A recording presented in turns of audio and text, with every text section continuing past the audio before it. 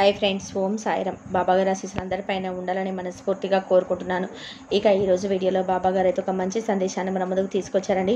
అందరూ కూడా సుఖంగా, సంతోషంగా, ఆరోగ్యంగా ఉండాలని, మీరు ఎప్పుడు క్షేమంగా, సంతోషంగా, ఆరోగ్యంగా ఉండాలని, మీరు అనుకున్న పనులన్నీ నెరవేరాలని మనస్ఫూర్తిగా బాబాగారిని కోరుకుంటున్నానండి. ఇక ఈరోజు వీడియోలో బాబాగారు అయితే ఒక మంచి సందేశాన్ని అయితే మన ముందుకు తీసుకొచ్చారండి. కాబట్టి అందరూ కూడా ప్లీజ్ లైక్ చేసి వీడియో చూడడం అయితే స్టార్ట్ చేయండి. ఈరోజు మన బాబాగారు ఏమంటున్నారంటే, తల్లి నీకోసమే ఒక శుభవార్తతో వచ్చాను, కాదని వెనక్కి పంపకు తల్లి, నా మీద నమ్మకంతో వినమ్మా అని మన బాబాగారు మనందరి కోసం ఒక మంచి సందేశం తీసుకొచ్చారండి.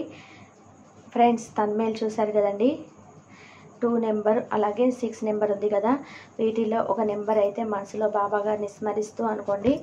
బాబాగారు మీ గురించి ఏం చెప్పబోతున్నారో బాబాగారి మాటలో తెలుసుకోండి. ఫ్రెండ్స్, చిన్న రిక్వెస్ట్ అండి, మన వీడియోస్కి అయితే చిన్న లైక్ అయితే ఇవ్వండి ఫ్రెండ్స్. అలాగే ఫస్ట్ టైం చూసే వాళ్ళైతే మన సాయిబాబా పిలుపు ఛానల్ని తప్పకుండా సబ్స్క్రైబ్ చేసి సపోర్ట్ చేయండి. ఇక వీడియోలోకి వెళ్దామండి. ముందుగా అయితే 2 నెంబర్ అండి. 2వ నెంబర్ తాకిన బిడ్డ ఎవరైతే ఉన్నారో, తల్లి నీకోసమే ఒక శుభవార్త తీసుకొచ్చానమ్మా, కాదని వెనక్కి పంపకు, నీ మనోవేదనకి మందే లేదు. దేని గురించి తల్లి అంత మదన పడిపోతున్నావు? ఈ లోకంలో కష్టాలు, సుఖ సంతోషాలు ఇవేవి కూడా శాశ్వతం కాదు అని నీకు తెలుసు కదమ్మా. అయినా ఎందుకు తల్లి అనవసరంగా ఆలోచన, ఆందోళన? అందరూ నేను చూసి హేళన చేస్తున్నారు, ఏదో అనుకుంటున్నారని నువ్వు బాధపడకు తల్లి. వారికి సరైన సమయం అంటూ ఒకటి వస్తుంది, దానికోసం నువ్వు వేచి చూడడమే నీ పని తల్లి. నువ్వు ఓర్పు సహనంతో ఉండమ్మా. ఎవరైతే నిన్ను హేళన చేస్తున్నారో, ఎవరైతే నిన్ను మాటలతో బాధ పెడుతున్నారో, వారు తప్పకుండా ఏదో ఒక రోజు వారు తప్పు తెలుసుకుంటారు. అందుకు నువ్వు బాధపడవలసిన అవసరమే లేదు తల్లి. నీ అంత మంచి మనసును వారు బాధ పెడుతున్నారు అంటే వారికి తప్పకుండా కాలమే సమాధానం చెప్పి తీరుతుంది. పాపపుణ్యాలు డిసైడ్ చేసేది కాలం. కాలానికి చాలా జ్ఞాపక శక్తి ఎక్కువ. ఏ సన్నివేశాన్ని కూడా మర్చిపోదు తల్లి. కర్మ రూపంలో తిరిగి ఇచ్చేస్తూ ఉంటుంది, వడ్డీతో సహా. కాబట్టి తల్లి, నిన్ను బాధ పెట్టిన వారు తప్పకుండా వారి కర్మ అనుభవించే తీరుతారు. నువ్వు నీలోనే నువ్వు మదనపడి బాధపడడం మానేయి తల్లి. ప్రతిరోజు కూడా నువ్వు అన్న పానీయాలు మానేసి వెక్కి వెక్కి ఏడుస్తూ, నాకు ఎందుకు బాబా ఈ బాధ అని నువ్వు బాధపడటం నాకు అంతా తెలుసు తల్లి. నీ యొక్క తండ్రిని, నీ బాబాను నీకు ఎప్పుడు కూడా నేను మంచే చేస్తానమ్మా. నువ్వు నా బిడ్డవు తల్లి. ఎవరైనా సరే నిన్ను ఎక్కువగా బాధ పెట్టినప్పుడు దాని గురించి నువ్వు ఆలోచించవద్దు. దుర్మార్గులైన వారి కోసం నువ్వు గంటల కొద్దీ, రోజుల కొద్దీ ఆలోచిస్తూ ఎంతో విలువైన నీ సమయాన్ని వృధా చేసుకోవద్దమ్మా. నీ ఓర్పు సహనమే వారికి గుణపాఠం కావాలి.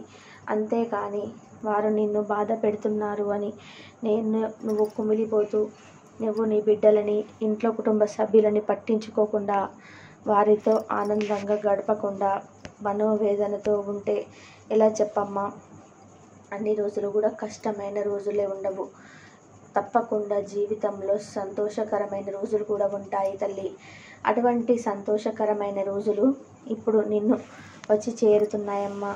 ఎక్కువ సమయం కూడా లేదు. ఈ లోపల నువ్వు చేయవలసిన పని ఏంటో తెలుసా తల్లి? సంతోషంగా, ఆనందంగా జీవితాన్ని గడుపుతూ నీ మనసుని ప్రశాంతంగా ఉంచుకో. నీ బిడ్డలని నిన్ను చూసి నా తల్లి ఎంతో వేదన చెందుతుంది, ఆవేదన పడుతుంది అని వారు ఎంతో బాధపడుతున్నారు. వారి ఆలన పాలన చూసి ఈ సమయంలో నువ్వు ప్రతిరోజు కూడా ఇంతగా రోధిస్తూ నీ బిడ్డల ముందు నువ్వు ఎంతగానో బలహీన పడిపోతున్నావు తల్లి. నువ్వే ఇలా అయిపోతే నీ బిడ్డల పరిస్థితి ఏంటి చెప్పు తల్లి? నిన్నే నమ్ముకున్నాను బాబా, నిన్నే వేడుకుంటున్నాను. తల్లివైనా తండ్రివైనా నువ్వే కదా తండ్రి. నువ్వు తప్ప నాకు ఎవరున్నారు తల్లి అని ప్రతిరోజు కూడా నా దగ్గర మొరపెట్టుకుంటున్నావమ్మా. నాకు మాత్రం ఎవరున్నారు తల్లి? నా బిడ్డలు మీరే కదా. నాకు మీరు ప్రతిరోజు ఎంత సేవ చేస్తున్నారో నాకు తెలియదా? మీకున్న కష్టాల్లో, బాధల్లో, సమస్యల్లో నేను పాలు పంచుకోలేనా చెప్పు తల్లి? నువ్వు ఇలా బాధపడుతూ, మదన పడుతూ, ఆందోళన చెందుతూ ఉంటే నేను చూస్తూ ఊరుకోను తల్లి. నిన్ను బాధ పెట్టే వారికి నేను సమాధానం. నీ ముఖంలోని చిరునవ్వు అలాగే నీ ఆత్మవిశ్వాసం, నా బాబా నాతో ఉన్నారు అని ధైర్యం నీలో ఉన్నప్పుడు వాళ్ళు నీ దగ్గరికి రావడానికి కూడా భయపడతారు తల్లి. కాబట్టి నువ్వు పడుతున్నటువంటి ఆ బాధను, నీకున్నటువంటి ఆ కోరికను, నువ్వు పడుతున్నటువంటి ఆ సమస్యను ఇప్పుడే తొలగించి నీకు ఒక ప్రశాంతమైన జీవితాన్ని నీ బాబా తండ్రి నీకు ఇవ్వబోతున్నాడమ్మా. దాని ఎక్కువ కాలం కూడా సమయం లేదు. అతి కొద్ది రోజుల్లోనే దేనికోసమైతే నువ్వు తప్పిస్తున్నావో దానికి తగ్గ పరిష్కారం తప్పకుండా దొరుకుతుంది తల్లి. కాబట్టి నువ్వు బెంగ పెట్టుకోవాల్సిన అవసరం లేదు. అలాగే నిన్ను బాధ పెట్టిన వారి గురించి ఆలోచించడం అస్సలు అవసరం లేదమ్మా. దుర్మార్గులైన చెడ్డవారి మాటలు పట్టించుకొని ఎంతో విలువైన చేసే నీ రత్నాల లాంటి బిడ్డలని నిర్లక్ష్యం చేస్తావా చెప్పు తల్లి.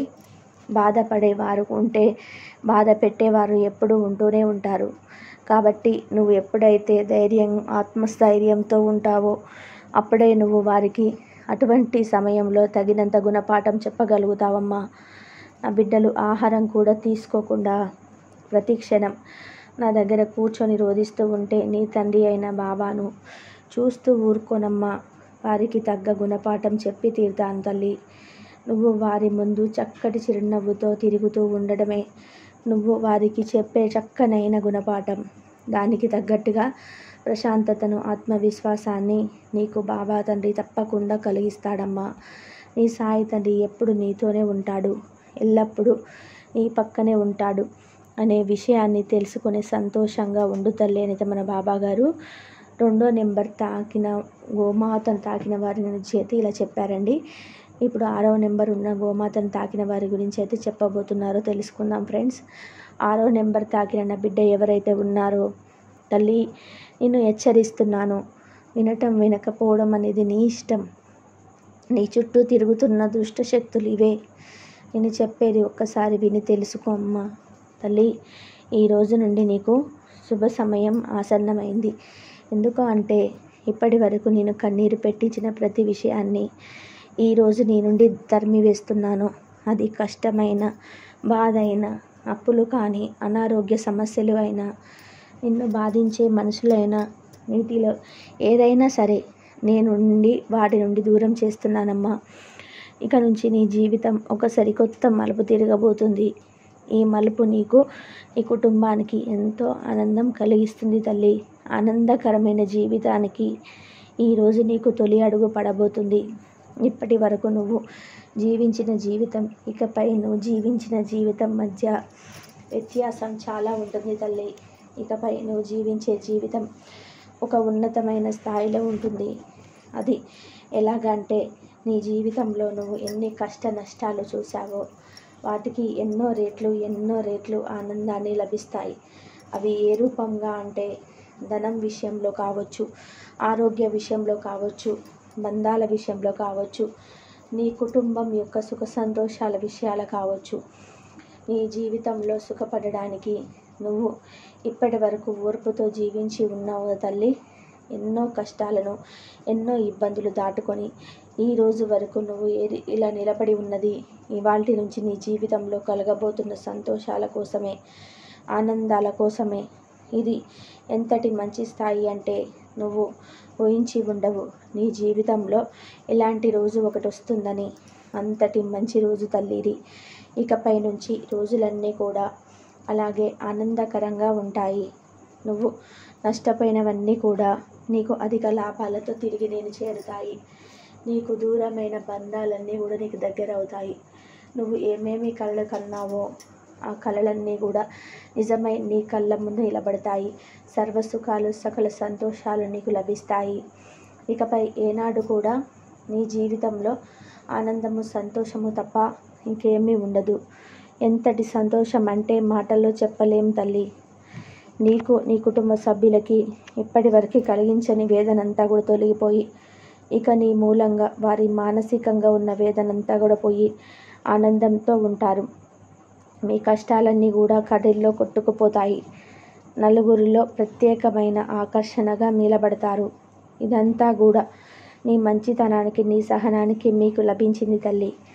మీరు ఈరోజు మొదలుకొని ఎల్లప్పుడూ సుఖ సంతోషాలతో, ఆయురారోగ్య అష్టైశ్వర్యాలతో తులతూగుతూ మీ కుటుంబం తరతరాలు సంతోషంగా హాయిగా జీవించాలని నా ఆశీస్సులు మీకు సంతోషంగా అందిస్తున్నాను తల్లి. ఇచ్చిన వేదనంతా తొలగిపోయి ఇక నీ మూలంగా వారి మానసికంగా ఉన్న వేదనంతా కూడా పోయి ఆనందంతో ఉంటారు. మీ కష్టాలన్నీ కూడా కడలిలో కొట్టుకుపోతాయి. నలుగురిలో ప్రత్యేకమైన ఆకర్షణగా నిలబడతారు. ఇదంతా కూడా మీ మంచితనానికి మీ సహనానికి మీకు లభించింది తల్లి. మీరు ఈరోజు మొదలుకొని ఎల్లప్పుడూ సుఖ సంతోషాలతో ఆయురారోగ్య అష్టైశ్వర్యాలతో తులగుతూగుతూ మీ కుటుంబం తరతరాలు సంతోషంగా హాయిగా జీవించాలని నా ఆశీస్సులు మీకు అందిస్తున్నానమ్మా.